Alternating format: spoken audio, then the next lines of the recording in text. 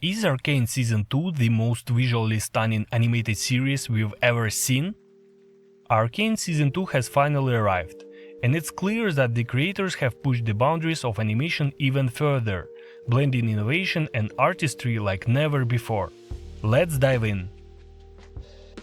Hey everyone, today we are exploring the artistry behind Arcane Season 2, a show that redefined animation back in 2021 and now doing that again. This season takes its groundbreaking visuals to new heights, with its signature blend of 3D characters with painterly 2D environments, masterfully painted textures and stunning hand-drawn visual effects. But here is the kicker, it doesn't stop there. Studio Fortiche also embraced entirely new styles this season, like charcoal sketches, digital watercolor and even fully hand-drawn animation sequences. Balancing between delivering stunning visuals, wrapping up a beloved story and meeting production demands, this made this season a monumental challenge.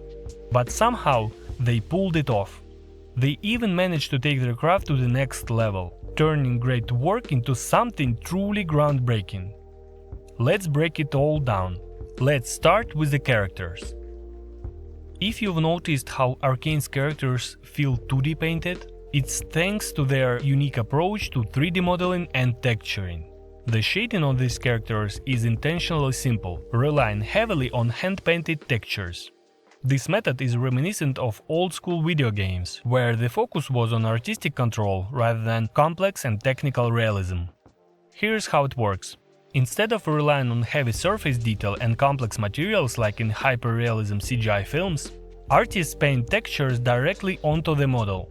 These textures, baked into the 3D surface, bring out the detail and style unique to Arcane, and the artists have total control over the look of the character. As a result, it looks vibrant and painterly, fitting perfectly into the world of Runeterra. So how do you do that? For a solo artist, I would start with a high poly model based on your concept. Whether you're doing that in ZBrush or Blender, you can add vertex color to the model to see how it changes the perception. In Blender it's called the color attribute, while in ZBrush it's called PolyPaint. It doesn't require UVs, and you can bake it into the texture after you have the final model. For now, you can just paint in sculpt mode. The resolution of the mesh defines how detailed you can go. Instead of pixels, you basically paint vertices. Denser geometry means crisp colors. But be careful, subdividing your model affects performance. This style has one distinct feature – edges. They add edges and sharpness to emphasize the shape and add accents. They are placed very carefully at places that draw your attention to the main features and help with the readability. For example, nose bridge, eyelids, eyebrows, cheekbones, lips – they all have hard edges. Both texture and shape work together in favor of stylization.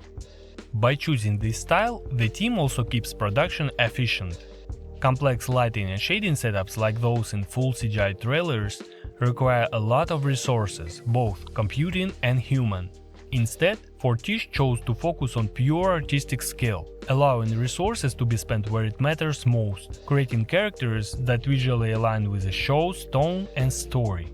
At the end of the day, it's not about chasing realism, it's about enhancing the storytelling. This season Fortiche didn't just bring back the characters we love, they gave them a whole new look. Compared to Season 1, where most characters had only a few outfits based on their age and backstory, Season 2 expands on this significantly.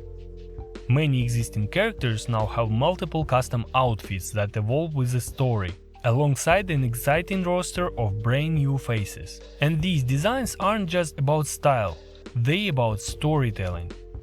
Each outfit reflects the character growth, struggles or changing circumstances. For example, look how Isha customized her outfit to look like her hero, Jinx. This shows her bond and relationship with Jinx simply through the design of her clothes. This thoughtful design not only adds visual variety but deepens the emotional connection with the characters. Their look evolves with them, making their journey feel even more real. Every detail is there to tell a story.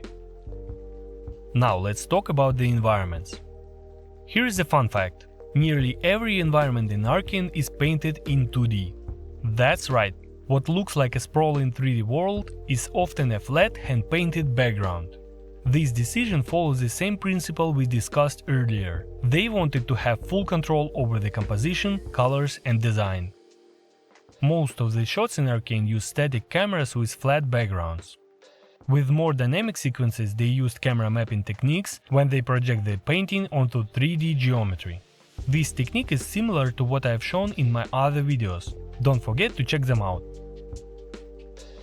By skipping the technical complications of fully 3D modeled environments, they can focus entirely on painting and designing. The result? Stunning backdrops that perfectly match the painterly aesthetics of the characters. Finally, let's talk about the visual effects. These aren't your standard CGI effects. They are hand-drawn, layered over the final render, and carefully composed into each shot. This approach makes the effect feel painterly and organic, blending seamlessly with the show's 2D aesthetic. Whether it's fiery explosion or the glimmer of magic, these effects add motion and emotion without even feeling out of place. Together, these three elements, simple yet controlled character texturing, hand-painted environments and drawn-over VFX, are the heart of the Arcane's visual style. It's all about artistic focus, where every element works in harmony to create a show that feels alive, immersive and unforgettable. Today, we're only scratching the surface by diving into the visual artistry of Arcane Season 2. But let's not forget, this show is a complete package. The writing is sharp and emotional, the music is perfectly complements every scene, and the animation itself is masterful, bringing everything to life. This season isn't just bigger in scale or more ambitious in design. It's also more intricate and subtle in its animation. Every movement, every expression feels like it's been taken to a whole new level, showing just how much Fortiche has grown since Season 1. For many artists, myself included, Season 1 was a massive source of inspiration. It showed us what animation could achieve, and now Season 2 has reignited that spark, reminding us all why Arcane is a masterpiece. It's not just a show. It's an experience that pushes boundaries and sets new standards for animated storytelling. And honestly, I can't wait to see the impact this season will have on artists and storytellers everywhere. Did Season 2 inspire you to learn more about art and painting? Let me know in the comments. Also, if you are into 3D, painting or animation, don't forget to subscribe to the channel for more tutorials and deep dives like this. And if you would like to support me and help create even more content, consider becoming a member here on YouTube or joining my Patreon. By the way, here's the video I mentioned earlier about camera mapping. It's a great place to start if you want to get closer to the skills and techniques of those amazing artists at Fortiche. Check it out and I'll see you in the next one.